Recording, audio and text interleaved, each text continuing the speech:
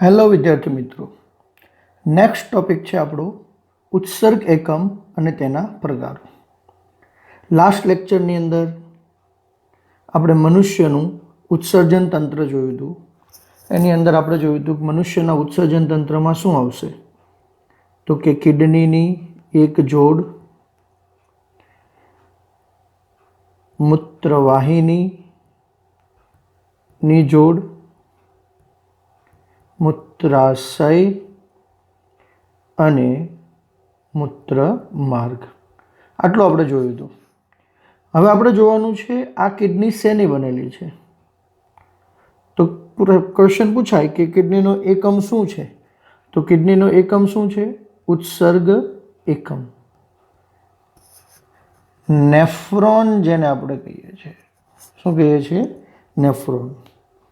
હવે આ નેફ્રોન શું છે, તો કે દરેક કિડનીમાં, પહેલો તો એક શબ્દ ધ્યાનમાં રાખવાનું છે, દરેક કિડની, ઈચ આપણી પાસે સામાન્ય કન્ડિશનમાં કેટલી કિડની હોય છે? 2. કોઈ પણ નોર્મલ વ્યક્તિને 2 કિડની હોય છે, એટલે કે એક જોડ કિડની છે.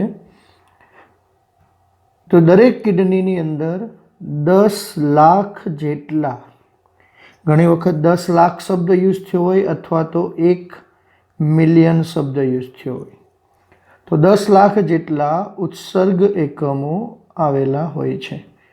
તો મનુષ્યની બંને કિડની થઈને પૂછાય તો 2 કિડનીમાં કેટલા, તો 2 કિડનીમાં આવશે 20 લાખ જેટલા ઉત્સર્ગ એકમ. હવે આપણે વાત કરીએ નેફ્રોન. તો નેફ્રોન શું છે? તો નેફ્રોન મુખ્યત્વે 2 ભાગનું બનેલું છે. ઉત્સર્ગ એકમ કેટલા ભાગનો બનેલો છે? 2 ભાગનો બનેલો છે. પહેલો ભાગ તો છે બાઉમેનની કોથળી, બાઉમેનની કોથળી, અને બીજો ભાગ છે રીનલ ટ્યુબ્યુલ્સ અથવા તો આપણે એને કહીએ મૂત્રપિંડ નલિકા. મુખ્યત્વે 2 ભાગ છે. અહીં આપણે જોઈએ છે કે ભાઈ આ ફિગર કોની છે, તો કે ઉત્સર્ગ એકમની છે. જો આવી રીતે હોય નહીં, પણ આપણને સ્પષ્ટ રીતે સમજવા માટે આપણે આની વાત કરીએ છીએ કે ભાઈ ઉત્સર્ગ એકમની અંદર કેટલા ભાગ છે. તો આમ જોવા જઈએ તો ઘણા બધા ભાગ છે, પણ મુખ્યત્વે કેટલા ભાગ, તો કે મુખ્યત્વે આપણી પાસે 2 ભાગ છે. એક ભાગ છે આપણી પાસે બાઉમેનની કેપ્સ્યુલ, એટલે કે આ ભાગ, આ જે ભાગ છે એ બાઉમેન કેપ્સ્યુલ, અને આ ભાગ છે મૂત્રપિંડ નલિકા. પછી મૂત્રપિંડ નલિકાને અલગ અલગ ભાગમાં આપણે વિભાજિત કરી શકીએ. તો એક એક પાર્ટને આપણે ડિટેલમાં સમજવો છે. તો પહેલો પાર્ટ આપણે લઈએ છીએ આ પોર્શન. હવે આ પોર્શન શું છે એને સમજવા માટે જો આ ભાગ છે, આપણને ખબર છે કે ભાઈ આ રુધિર કેશિકાનું ગુચ્છ છે, કે આની અંદર આ છે રુધિર કેશિકા ગુચ્છ છે. આ છે બાઉમેનની કોથળી. આ બાઉમેનની કોથળી અને રુધિર કેશિકા ગુચ્છ બંને ભેગું થાય એટલે શું બનાવે? બંને ભેગું થાય એટલે બનાવે માલ્પિગિયન કાય. યસ, અહીંયા ધ્યાન રાખજો, આપણે જ્યારે એનિમલનું લેતા, એનિમલના ઉત્સર્ગાંગો લેતા હતા ત્યારે આપણે વાત થઈ હતી કે ભાઈ કીટકો છે, તો કીટકોની અંદર માલ્પિગિયન નલિકા આવેલી હોય, એટલે 2 વચ્ચે કન્ફ્યુઝન ન થાય. કીટકમાં શું હશે? માલ્પિગિયન નલિકા, જ્યારે હ્યુમન પાસે હશે માલ્પિગિયન કાય. માલ્પિગિયન કાય પછીનો આ ભાગ છે એને આપણે પીસીટી કહીએ. આ ભાગ છે હેન્લેનો પાસ છે. આ ભાગ છે એ ડીસીટી છે. સંગ્રહણ નલિકા છે, અને મોટી નલિકા ભેગી થાય એટલે બિલીની નલિકા આવશે. અને બધા જ પોર્શનને આપણે 1 બાય 1 એક એક પોઈન્ટ્સમાં લેવાનો છે. પહેલાં આપણે લઈએ છીએ માલ્પિગિયન કાય. તો આ માલ્પિગિયન કાય છે. પહેલું છે આપણી પાસે માલ્પિગિયન કાય અથવા તો માલ્પિગિયન બોડી. અચ્છા, માલ્પિગિયન કાય શેની બનેલી છે? તો માલ્પિગિયન કાય બનેલી છે બાઉમેનની કોથળી, બાઉમેનની કોથળી અને રુધિર કેશિકા ગુચ્છ. ઓકે, અહીંયા ખાસ ધ્યાન રાખવાનું છે કે આ રુધિર કેશિકાનું જે ગુચ્છ છે એ કઈ રીતે બનેલું હશે. સમજો ખાસ કે ભાઈ મૂત્રપિંડ છે, આ મૂત્રપિંડના હિલમમાં એટલે કે નાભીમાં શું દાખલ થતું હતું, તો કે દાખલ થતી હતી મૂત્રપિંડ ધમની. તો આ મૂત્રપિંડ ધમની અંદર જઈને વિભાજિત થાય, એટલે કે મૂત્રપિંડ ધમની વિભાજિત થાય. કેટલા વિભાજિત થશે, તો કે જેટલા ઉત્સર્ગ એકમ એટલી વાર વિભાજિત થાય અને અહીંયાથી દાખલ થાય. એટલે અહીંયા શબ્દ આપેલો છે, જો ધ્યાનથી જોશો તો એફરન્ટ આર્ટિયોલ્સ કીધું છે. એફરન્ટ એટલે અંતર્વાહી, અંતર્વાહી ધમનિકામાં ફેરવાય. એટલે કે મૂત્રપિંડ ધમની વિભાજિત થશે, મૂત્રપિંડ ધમની વિભાજિત થઈ અને અંતર્વાહી ધમનિકામાં ફેરવાય. અને અંતર્વાહી ધમનિકામાં ફેરવાય. આ અંતર્વાહી ધમનિકા ક્યાં દાખલ થશે, તો કે અંતર્વાહી ધમનિકા દાખલ થાય બાઉમેનની કોથળીમાં. ઓકે, અહીંયા આપણે જુઓ છો કે ચાલો આ માનો કે ધમનિકા છે અંતર્વાહી, તો આ અંદર દાખલ થઈ બાઉમેનની કોથળીમાં જાય છે અને એક આખું ગૂંચળું બનાવે છે અને એ ગૂંચળું બનાવીને ફરીથી અહીંયા બહાર નીકળે છે. અને જે બહાર નીકળે છે એને કહીએ છીએ બહિર્વાહી ધમનિકા. ઓકે, તો આ બાઉમેનની કોથળીમાંથી બહાર નીકળશે અને બહાર નીકળશે એ કહેવાશે બહિર્વાહી ધમનિકા. ઇંગ્લિશ શબ્દ ધ્યાનમાં રાખવાના છે. અંતર્વાહી ધમનિકાને એફરન્ટ આર્ટિયોલ્સ કહેશું, જ્યારે બહિર્વાહી ધમનિકાને ઇફરન્ટ આર્ટિયોલ્સ. Okay, next. હવે આ રુધિર કેશિકામાં શું હોય, તો કે આ રુધિર કેશિકા અંદર જઈને તો રુધિર કેશિકા ગુચ્છ બનાવી નાખ્યું. હવે એ રુધિર કેશિકામાં હશે શું, તો કે રુધિર કેશિકાની અંદર પોડોસાઇટ એટલે કે બાઉમેનની જે દિવાલ છે કોથળીની ત્યાં અધિચ્છદીય પેશી હશે, એવી રીતે ગોઠવાયેલી છે કે ત્યાં પોર રહે અને એ પોર એટલે છિદ્ર, જેને આપણે પોડોસાઇટ કહીએ. આધાર કલા હોય અને એ રુધિર કેશિકાનું અંતઃછદ હશે. આપણે અગાઉના ચેપ્ટરમાં ભણી ગયા છીએ, આપણને ખબર છે કે જ્યારે ધમની અને શીરાની વાત કરીએ ત્યારે એની અંદર 3 સ્તર આવેલા હોય. જ્યારે રુધિર કેશિકા એટલે કે ધમનિકા અને શિરિકાની વાત કરતા હોય ત્યારે ફક્ત એક જ સ્તર આવેલું હોય અને એ સ્તરને આપણે શું કહેતા, અંતઃછદ કહીએ છીએ. ઓકે, તો આટલું હતું આપણી પાસે રુધિર કેશિકા ગુચ્છ. અને રુધિર કેશિકા ગુચ્છને આપણે ઇંગ્લિશમાં શું કહીએ છીએ, ગ્લોમેરુલસ અથવા ગ્લોમેરુલર. તો ગ્લોમેરુલર આટલો આખો પાર્ટ છે શેના તરીકે ઓળખાય, તો કે ગ્લોમેરુલસ અથવા ગ્લોમેરુલર તરીકે ઓળખાય. તો અહીંયા ક્વેશ્ચન પૂછાય કે કોણ દાખલ થાય છે, તો દાખલ થાય છે અંતર્વાહી. કોણ બહાર નીકળે છે, તો બહાર નીકળે છે બહિર્વાહી. અચ્છા, બંને વચ્ચેનો ડિફરન્ટ શું છે? ઓકે, તો બંને વચ્ચેનો ડિફરન્ટ શું છે, અંતર્વાહી ધમનિકાનો વ્યાસ એ બહિર્વાહી ધમનિકા કરતાં વધુ હોય છે. અહીંયા જુઓ તો અહીંયા બંને વચ્ચેની ગેપ વધારે છે મોટું, જ્યારે અહીંયા કેવો છે, ઓછો. તો આ પ્રશ્ન પૂછાય, ધ્યાન રાખજો કે અંતર્વાહી ધમનિકાનો વ્યાસ એ બહિર્વાહી ધમનિકા કરતાં વધુ હોય છે. શા માટે વધુ છે? કારણ કે તો જ તો પ્રેશર ક્રિએટ થશે. કારણ કે અહીંથી જે રુધિર છે એ રુધિરને યુરિનમાં કન્વર્ટ કરવાનું છે. તો આ રુધિરમાંથી રુધિરકોષો સિવાય ગળાય છે બાકી બધી વસ્તુ.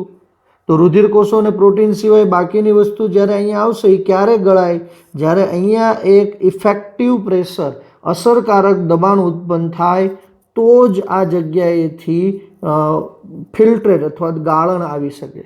એટલે અહીંયા પ્રેશર ક્રિએટ થાય એટલા માટે અહીંયા વ્યાસ વધુ છે, અહીંયા વ્યાસ ઓછો છે.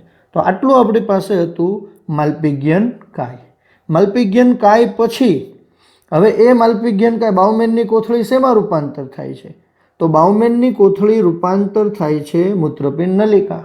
મૂત્રપિંડ નલિકામાં પહેલી મૂત્રપિંડ નલિકા કઈ? રિનલ ટ્યુબ્યુલ્સ, જેને આપણે કહીએ ઇંગ્લિશમાં. નેક્સ્ટ ટોપિક જો લઈએ તો નેક્સ્ટ ટોપિક આપણી પાસે છે મૂત્રપિંડ નલિકા. તો આ મૂત્રપિંડ નલિકા અથવા આપણે એને કહીએ છીએ રિનલ ટ્યુબ્યુલ્સ. તો આ રિનલ ટ્યુબ્યુલ્સના ઘણા બધા ભાગ છે. કયા કયા ભાગ છે રિનલ ટ્યુબ્યુલ્સના? તો એક ભાગ છે આપણી પાસે પીસીટી, લૂપ ઓફ હેનલે, એટલે કે હેનલેનો પાસ. ડીસીટી, ડીસીટી પછી સંગ્રહણ નલિકા, અને સંગ્રહણ નલિકા પછી બિલીની નલિકા. તો આપણે બધા જ ભાગને 1 by 1 જોવાનો છે. તો પહેલાં આપણે શું જોઈએ છે? તો કે ફર્સ્ટ આપણે જોઈએ છે પીસીટી, પ્રોક્સિમલ કોન્વોલેટેડ ટ્યુબ્યુલ્સ. શું કહેવાશે પીસીટીને? પ્રોક્સિમલ કોન્વોલ્યુટેડ ટ્યુબ્યુલ્સ. ગુજરાતીમાં આપણે કહીએ નિકટવર્તી ગુચલામય નલિકા. અચ્છા, ક્યાં આવેલી છે? તો કે બાઉમેનની કોથળી છે એ હવે આની અંદર કન્વર્ટ થઈ ગઈ. આ અત્યંત ગુચલામય નલિકા હોય છે, જેને આપણે કહીએ છીએ પીસીટી. અચ્છા, અહીંયા ખાસ ધ્યાન રાખજો કે પીસીટીનો જે ભાગ છે એનું કાર્ય શું છે? તો કે જ્યારે ગાળણ બને છે તો ગાળણમાંથી જરૂરી એવા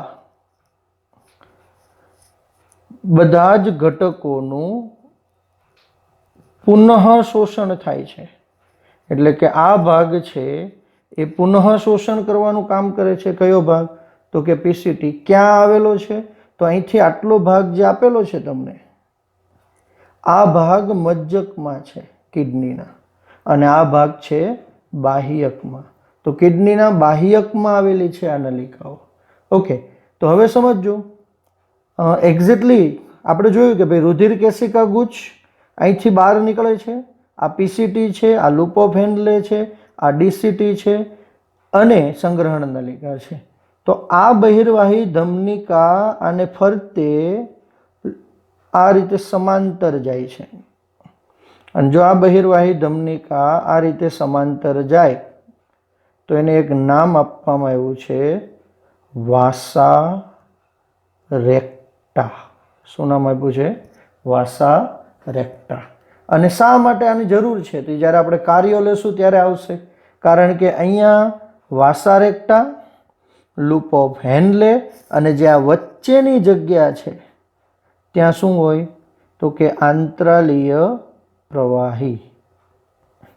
એટલે કે આ આંતરાલીય પ્રવાહીમાંથી પુનઃ શોષણ કરશે. તો જો સરળતાથી આપણે લેવું છે પીસીટીનું કાર્ય શું છે, તો રુધિરની અંદર કચરો છે. સમજો, રુધિરમાં વેસ્ટ દ્રવ્ય છે. તો આપણી પાસે ખાલી વેસ્ટ દ્રવ્યને સેપરેટ કરવાની કોઈ સિસ્ટમ નથી કે ખાલી વેસ્ટ દ્રવ્ય જ આવે બીજું કંઈ ના આવે. નહીં, એવી કોઈ સિસ્ટમ નથી. જ્યારે ફિલ્ટર થશે ત્યારે આ રુધિર કેશિકા ગુચ્છમાં પહેલું કામ રુધિર કેશિકા ગુચ્છનું થઈ ગયું. એટલે રુધિર કેશિકા ગુચ્છે શું કામ કર્યું? તો કે રુધિર કેશિકા ગુચ્છે ગાળણનું કામ કર્યું. અહીંયા ગાળણ થઈ ગયું. તો ગાળણમાં ખાલી ખરાબ દ્રવ્ય નથી, વેસ્ટ મટીરિયલ નથી, એમાં કામના અને નકામા બંને દ્રવ્ય છે. એટલે કે આપણે જરૂરી એવા ઘટક અને બિનજરૂરી બંને ઘટકો છે. આપણે જરૂર છે કોના? ખાલી બિનજરૂરીને દૂર કરવા. તો જે જરૂરી ઘટકો આવેલા છે એનું પુનઃ શોષણ કોણ કરે છે? તો કે નલિકા કરે છે. અને એ નલિકામાં મુખ્ય નલિકા કોણ છે? PCT, proximal convoluted tubule. Okay, આ વર્ક કઈ રીતે કરશે? તો બહુ સરળ ભાષામાં જ કહીએ તો આયન અને યુરિયા. પ્રશ્ન પૂછાય જ્યારે આપણે કાર્યની વાત કરશું ત્યારે આવશે. ખાસ કરીને આયન્સ અને યુરિયા આ સાંદ્રતા જાળવશે. અને આ સાંદ્રતા જાળવવા માટે આનું પુનઃશોષણ કરવું જરૂરી છે અને આનો સમયાંતરે ત્યાગ કરવો પણ જરૂરી છે. તેથી હાઈ ઓસ્મોટિક પ્રેશર એટલે કે વધુ આશ્રુતિ દાબ જળવાય છે. ઓકે, તો આટલું બેઝિક છે આપણી પાસે. હવે શું થશે? જો આખી પ્રોસેસ કે પહેલાં આપણે ગ્લોમેરુલર જોયું, ગ્લોમેરુલર પછી પીસીટી, હજી ગ્લોમેરુલનો ભાગ છે કે ભાઈ આ માનો બહિર્વાહી ધમની કાંઈથી આગળ આ રીતે નીકળી જાય, પછી એ જતી ક્યાં હશે? તો આ તો ધમનિકા હતી ને, તો હવે આ થઈ ગઈ સિરિકા, અને સિરિકાઓ ઘણી બધી ભેગી થઈ અને પાછી મૂત્રપિંડ શિરામાં કન્વર્ટ થઈ જાય. એટલે કે ધમનિકા શેમાંથી બની હતી? તો કે ધમનિકા બનેલી હતી મૂત્રપિંડ ધમનીમાંથી, મૂત્રપિંડ ધમનીમાંથી, અને મૂત્રપિંડ ધમનીમાંથી ધમનિકા, ધમનિકામાંથી વાસારેક્ટા, વાસારેક્ટેમાંથી સિરિકા, સિરિકામાંથી મૂત્રપિંડ શિરા. આ રીતે મૂત્રપિંડ શિરા કન્વર્ટ થાય છે. ઓકે, નેક્સ્ટ હવે વાત કરીએ પીસીટી. પીસીટી પછી આપણી પાસે શું છે? તો કે પીસીટી પછી છે આપણી પાસે લૂપ ઓફ હેન્લે. ઓકે, તો લૂપ ઓફ હેન્લે કોણ છે? આટલો ભાગ જે લૂપ ઓફ હેન્લેનો છે, જેને આપણે કહીએ છીએ હેન્લેનો પાસ. જ્યારે આપણે કાર્ય લેશું ત્યારે આની ડિટેલમાં વાત કરીશું. અત્યારે ખાલી વાત કરીએ કે હેન્લેનો પાસ કઈ રીતે બનેલો છે. જો એને તમે ધ્યાનથી જોશો હેન્લેનો પાસ, તો આ ભાગ સ્ટ્રેટ છે, આ ભાગ સીધે સીધો છે, સમાંતર. અહીંયા આ ભાગ છે એમાં આટલો ભાગ પાતળો છે એટલે કે થીન છે, અને આ ભાગ છે જાડો છે એટલે કે થીક છે. તો ઉપરથી નીચે જે આવતો ભાગ છે એને કહેવાય અવરોહી, અને નીચેથી ઉપર જતો ભાગ છે આ ભાગને કહેવાય આરોહી. ઓકે, તો હેન્લેનો પાસ કેટલા ભાગમાં વિભાજિત છે? 2. કયા કયા ભાગમાં? તો એક ભાગ છે અવરોહી અને બીજો ભાગ છે આરોહી. અને આ આરોહી ભાગ છે એ ફરીથી 2 ભાગમાં વિભાજિત, એક ભાગ પાતળો અને એક ભાગ જાડો, થીક. એક છે થીન અને એક છે થીક. યસ, આ બંનેને અલગ કરવાના, કારણ કે આના કાર્યો પણ જુદા છે અને આના કાર્યો પણ જુદા છે. તો આટલું હતું હેન્લેનો પાસ. અહીંયા શબ્દ ધ્યાનમાં રાખવાનો છે, જેટલો હેન્લેનો પાસ વધારે લાંબો, જેટલો હેન્લેનો પાસ વધુ લાંબો, તેટલું યુરિન કોન્સન્ટ્રેટ બનશે. એટલે કે જો યુરિનને સાંદ્ર બનાવવું હશે તો હેન્લેના પાસને લાંબો જોઈશે, અથવા લાંબા હેન્લેનો પાસ હશે એ યુરિન સાંદ્ર બનાવશે. ઓકે, તો આપણે રુધિર કેશિકા ગુચ્છ જોયું, પીસીટી જોયું, લૂપ ઓફ હેન્લે જોયું. હવે વાત કરીએ છીએ ડીસીટી. નેક્સ્ટ છે આપણી પાસે થર્ડ લઈએ તો એ છે આપણી પાસે ડીસીટી. ફૂલ ફોર્મ શું આપીશું ડીસીટીનું? ડિસ્ટલ કોન્વ્યુલેટેડ ટ્યુબ્યુલ્સ. દૂરસ્થ ગુચળામય નલિકા અથવા દૂરવર્તી ગુચળામય નલિકા. ઓકે, આટલો જે ભાગ છે એટલે કે હેન્લેનો પાસ હવે શેમાં કન્વર્ટ થાય છે? તો કે ડીસીટી, ડિસ્ટલ કોન્વોલ્યુટેડ ટ્યુબ્યુલ્સ. એના પણ કાર્ય છે, જ્યારે આપણે નલિકાના કાર્ય જોશું એની અંદર વાત કરશું. આ પણ ગુચળામય નલિકા છે કે એનું પણ ફંક્શન પુનઃશોષણ અને સ્ત્રાવ કરવાનું છે. ડીસીટી, હવે ડીસીટી શેમાં કન્વર્ટ થશે? તો કે ડીસીટી કન્વર્ટ થશે સંગ્રહણ નલિકામાં. એટલે કે નેક્સ્ટ આવે સંગ્રહણ નલિકા, જેને કહેવાય collecting duct. Okay, collecting duct હવે અહીંયા જે યુરિન ફોર્મેશન થયું હશે એને આગળ લઈ જશે. હવે આવી ઘણી બધી કલેક્ટિંગ ડક્ટ ભેગી થઈ અને એક મોટી ડક્ટ બનાવે, એટલે કે મોટી નલિકા બનાવે, અને આ મોટી નલિકાને આપણે કહીએ ડક્ટ ઓફ બિલિની. શું કહીએ? ડક્ટ ઓફ બિલિની અથવા બિલિની નલિકા કહીએ. શું કહીએ? બિલિની નલિકા. અને બિલિની નલિકા ક્યાં ખુલશે? તો આપણને ખબર છે કે જો આપણે આ ભાગને લઈએ માનો કે આપણી પાસે મૂત્રપિંડ છે અને આ મૂત્રપિંડનું મેજર કેલાઇસિસ, માઇનર કેલાઇસિસ, પિરામિડ. તો અહીંયા માનો કે બાઉમેનની કેપ્સ્યુલ છે તો આ લૂપ ઓફ હેન્ડલે આવશે. લૂપ ઓફ હેન્ડલેમાંથી ડીસીટી, ડીસીટીમાંથી ફરીથી સંગ્રહણ નલિકા, અને સંગ્રહણ નલિકા આ જગ્યાએ ખુલશે. અને આ જગ્યાએ ખુલે તો હવે આ કેલાઇસિસ અહીંયા રેનલ પેપેલી હોય. અહીંયા શું હોય? રેનલ પેપેલી. તો અહીંયા રેનલ પેપેલી હશે. રેનલ પેપેલી મૂત્રપિંડની વાપમાં, મૂત્રપિંડની વાપ મૂત્રવાહિનીમાં. એટલે કે તમને અહીંયા ક્વેશ્ચન પૂછાય, રૂટ પૂછાય. તો રૂટ પૂછાય તો આપણે જો રૂટને દર્શાવો છે તો યુરિન ફોર્મેશનનું રૂટ કઈ રીતે આવે? તો બહુ સિમ્પલ છે. પહેલાં ક્યાં હતું? મૂત્રપિંડ ધમની. મૂત્રપિંડ ધમની શેમાં કન્વર્ટ થાય? તો કે મૂત્રપિંડ ધમની કન્વર્ટ થાય અંતરવાહી ધમનિકા. અંતરવાહી ધમનિકામાંથી બહિર્વાહી ધમનિકા. અહીંથી તમે રૂટ લઈ શકો, અથવા તમને રૂટ અહીંથી પૂછાય. એ ધમનિકાનો રૂટ હતો. એટલે કે જો ધમનિકાનો રૂટ લઈએ તો મૂત્રપિંડ ધમની, મૂત્રપિંડ ધમની પછી મૂત્રપિંડ ધમનિકા, એટલે કે અંતરવાહી ધમનિકા. અંતરવાહી ધમનિકા પછી બહિર્વાહી ધમનિકા, બહિર્વાહી ધમનિકા પછી સિરિકા, અને સિરિકા પછી આવશે મૂત્રપિંડ શિરા. ઓકે, મારે યુરિનનો રૂટ લેવો છે તો યુરિનનો રૂટ હું ક્યાંથી લઈશ? બાઉમેનની કોથળી, બાઉમેનની કોથળીમાંથી પીસીટી, પીસીટીમાંથી loop of Henle, loop of હેન્ડલેમાંથી ડીસીટી, ડીસીટીમાંથી કલેક્ટિંગ ડક્ટ, અને કલેક્ટિંગ ડક્ટમાંથી આવશે બિલીની ડક્ટ. અને બિલીની ડક્ટ શેમાં ખુલશે? તો બિલીની ડક્ટ હોય રિનલ પિરામિડમાં. અને રિનલ પિરામિડ ક્યાં ખુલશે?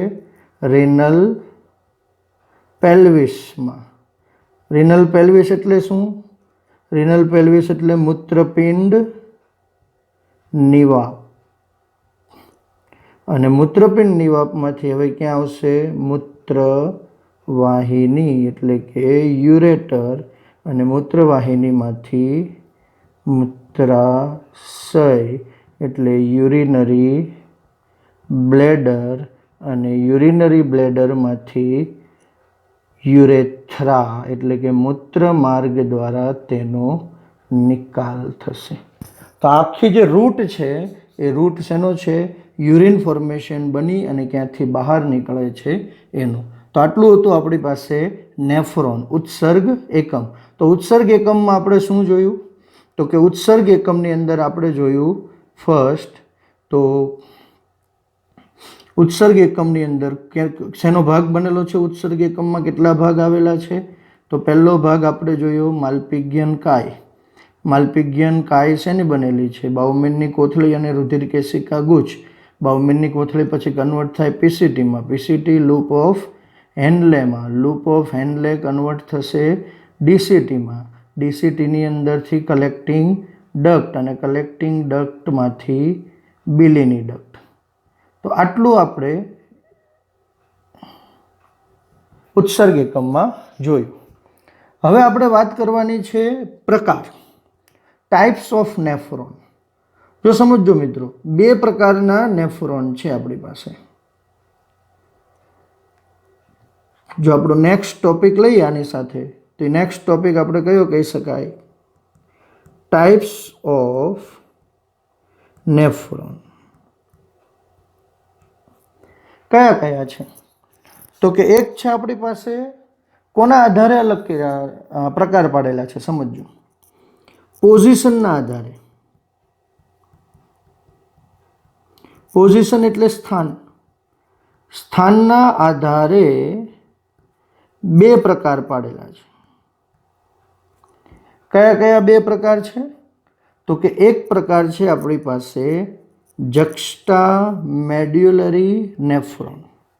સમજો. એક કયો છે? જક્સ્ટા મેડ્યુલરી નેફ્રોન. અને બીજો પ્રકાર છે કોર્ટિકલ નેફ્રોન.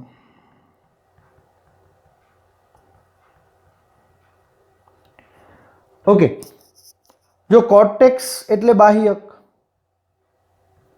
જક્સ્ટાનો મતલબ થાય નજીક, અને મેડ્યુલરી એટલે મજ્જક. જક્સ્ટાનો મિનિંગ છે ને નજીક થાય, એટલે કે જે વધુ મજ્જકમાં આવેલો છે એને જક્સ્ટા મેડ્યુલરી, અને જે વધુ બાહ્યકમાં આવેલો છે એને આપણે કોર્ટિકલ નેફ્રોન કીધું. અને બંને વચ્ચેનો ડિફરન્સ શું છે એ સમજીએ પહેલાં, અને પછી તફાવત સ્વરૂપે તમારે લખવાનું છે.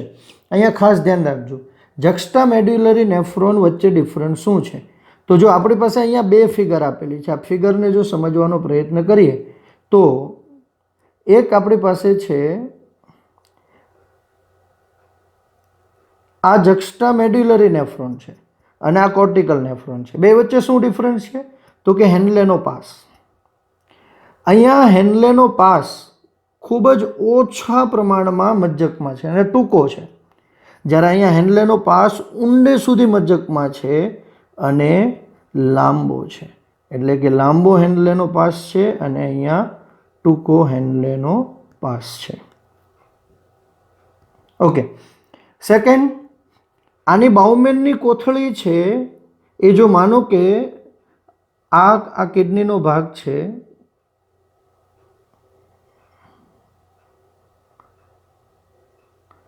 આ કિડનીના ભાગમાં અહીંયા બાહ્યક છે. હવે સપોઝ હું અહીંયા દોરું છું, આ માનો કે કિડનીનો પોર્શન છે,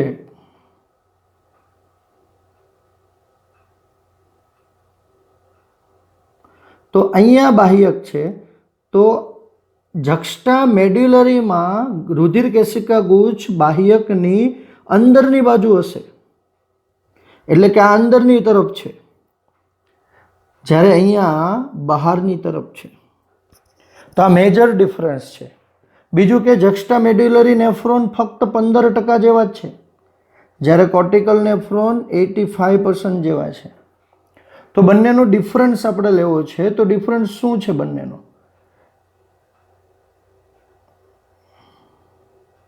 ઓકે, બંનેના ડિફરન્સને સમજવાનો પ્રયત્ન કરીએ તો એને તફાવતના સ્વરૂપમાં આપણે લખીશું. બહુ નોર્મલ, વધારે ડિટેલ યાદ રાખવા નથી. એક બાજુ તમારી પાસે છે જક્સ્ટા મેડ્યુલરી નેફ્રોન, એક બાજુ શું છે? જક્સ્ટા મેડ્યુલરી નેફ્રોન. થોડુંક આપણે અહીંયા રબ કરી દઈએ. માનો કે આ છે કોર્ટિકલ નેફ્રોન,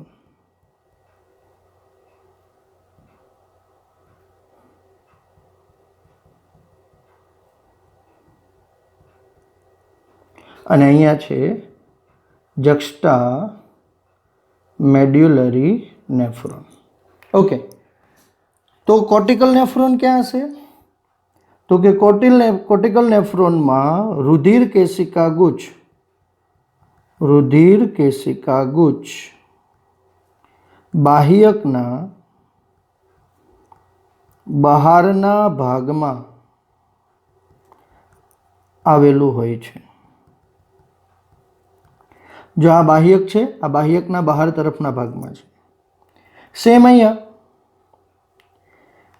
રુધિર કેશિકા ગુચ્છ બાહ્યકના અંદરના ભાગમાં આવેલી હોય છે. આ પહેલું કામ. બીજું, બે વચ્ચેનો તફાવત પૂછાય. અહીંયા હેન્લેનો પાસ ટૂંકો હોય છે. આપણે જોયું કે હેન્લેનો પાસ ટૂંકો છે, અને અહીંયા હેન્લેનો પાસ લાંબો હોય છે. સેકન્ડ, આ કેટલા ટકા છે? 85% જેટલું. જો પર્સન્ટેજમાં વેરિએશન હશે, કોઈ બુકમાં અપ્રોક્સિમેટલી 15 થી 25 આપેલું છે, કોઈમાં 85 થી 90 આપેલું છે, એટલે એમાં વેરિએશન હોઈ શકે છે. પણ મોસ્ટ ઇમ્પોર્ટન્ટ થિંગ ખાસ યાદ રાખવું આની અંદર કે કોર્ટિકલ નેફ્રોન્સ છે એમાં વાસા રેક્ટા ગેરહાજર, જ્યારે અહીંયા વાસા રેક્ટા હાજર. ઓકે, તો અહીંયા વાસા રેક્ટાને બદલે શું હોય? તો વાસા રેક્ટાને બદલે તમે એને પેરીટ્યુબ્યુલર કેશિકા અથવા પરિનલિકામય કેશિકા કહી શકો. પરિનલિકામય કેશિકાઓ વાસા રેક્ટાને બદલે હાજર હોય છે. તો આટલું હતું આપણી પાસે નેફ્રોનના ટાઈપ્સ. મુખ્યત્વે કેટલા ટાઈપ્સ? 2, સ્થાનના આધારે, કોર્ટિકલ નેફ્રોન અને જક્સ્ટા મેડ્યુલરી નેફ્રોન. ચલો, આટલું હતું આપણી પાસે ઉત્સર્ગ એકમ. હવે ઉત્સર્ગ એકમ પછીનું જે ત્રીજું ટૂલ્સ આપણે કહીએ, રાઈટ, જે આપણા માટે ઇમ્પોર્ટન્ટ છે, ખાસ કરીને આગળ જ્યારે બેલેન્સ કરશું એના માટે ઇમ્પોર્ટન્ટ છે, અને એ ટૂલ્સ કયું છે એને વાત કરીએ તો એ આપણી પાસે છે જક્સ્ટા ગ્લોમેરુલર એપાર્ટસ. ઓકે, ક્વેશ્ચન આવે,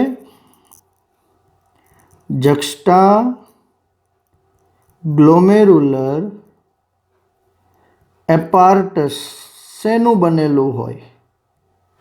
બહુ ડિટેલ યાદ નથી રાખવાની, ફક્ત 3 વસ્તુ યાદ રાખવાની છે કે જક્સ્ટા ગ્લોમેરુલર એપાર્ટસની અંદર એક હશે આપણી પાસે જક્સ્ટા ગ્લોમેરુલર સેલ. એક જક્સ્ટા ગ્લોમેરુલર સેલ્સ હશે. Number 2, macula ડેન્સા. ધી મેક્યુલા ડેન્સા શું છે એ આપણે સમજશું હમણાં. અને નંબર 3, લેસી સેલ. આ 3 વસ્તુ ખાસ હોય છે, જેમાં 2 ખાસ અગત્યની વસ્તુ યાદ રાખવાની છે કે જક્સ્ટા ગ્લોમેરુલર સેલ જે છે એ શેનો સ્ત્રાવ કરે છે? એ રેનિનનો સ્ત્રાવ કરે છે. આ યાદ રાખવાનું. પ્રશ્ન પૂછાય તમને કે કયા કોષ શેનો સ્ત્રાવ કરશે અથવા રેનિનનો સ્ત્રાવ કોણ સ્ત્રાવ કરશે? તો એ આવશે જક્સ્ટા ગ્લોમેરુલર સેલ. ઓકે, હવે આ ફિગરમાં આપણે જોવાનો પ્રયત્ન કરીએ. તો જો આ જે ભાગ છે, અહીંયા ધ્યાનથી જોશો તો જક્સ્ટા ગ્લોમેરુલર એપાર્ટસ આપેલું છે આખું, જેમાં ગ્લોમેરુલર સેલ આપેલા છે. તો આ જે બધા સેલ છે ને એને જક્સ્ટા ગ્લોમેરુલર સેલ કહેશું. આ ગ્રેન્યુલર સેલ છે અને આને કીધું છે મેક્યુલા ડેન્સા. ઓકે, લેસી સેલ જે છે ને એનો હજી ફંક્શન એક્ઝેક્ટલી ખબર નથી કોઈને, પણ આપણી પાસે 2 સેલ એવા છે કે જેનું ફંક્શન આપણને ખબર હોય. એ કયા છે? તો એ છે મેક્યુલા ડેન્સા અને ગ્લોમેરુલર સેલ. ઓકે, મેક્યુલા ડેન્સા શું છે? મેક્યુલા ડેન્સા એ છે કે ડીસીટી અધિચ્છદના સંપર્કની, ડીસીટીના અધિચ્છદ જે છે એ બીજા કોષો કરતાં વધારે ઘટ હશે. એટલે કે અહીંયા સિમ્પલ ભાષામાં કહીએ તો બીજા કોષો કરતાં ઘટ રીતે ગોઠવાયેલા હોય. ઘટ છે એટલે એને શબ્દ આપ્યો છે ડેન્સા, અને ત્યાં એક આખો સ્પોટ બને છે એટલે શબ્દ શું આપ્યો છે? મેક્યુલા ડેન્સા. એટલે કે મેક્યુલા ડેન્સા, ગ્લોમેરુલર સેલ અને લેસી સેલ્સ આ ત્રણેય ભેગા થઈ અને શું બનાવશે? તો એ બનાવશે ગ્લોમેરુલર એપાર્ટસ. ઓકે, સાથે બીજું એક ફંક્શન ખાસ યાદ રાખવાનું છે જે આની પછીની થિયરીમાં આવશે, જે મેં સર્કલ અહીંયા કરેલું છે એમાં ધ્યાનથી જોશો તો આપણે ભણવા માટે એવી રીતે ગોઠવતા હોય કે અહીંયા બાઉમેનની કેપ્સ્યુલ છે, બાઉમેનની કેપ્સ્યુલ પછી પીસીટી આવે, પીસીટી પછી લૂપ ઓફ હેન્ડલે આવે, લૂપ ઓફ હેન્ડલે પછી આપણે ડીસીટી આપીએ, ડીસીટી પછી સંગ્રહણ નલિકા. આ બધું ભણવા માટે આપણે છૂટું છૂટું યાદ રહે એટલા માટે કરતા હોય, પણ એની એક્ઝેક્ટલી ગોઠવણી આવી હશે કે ક્યાં હશે જક્સ્ટા ગ્લોમેરુલર એપાર્ટસ કે જ્યાં ડીસીટી, સમજો, ડીસીટી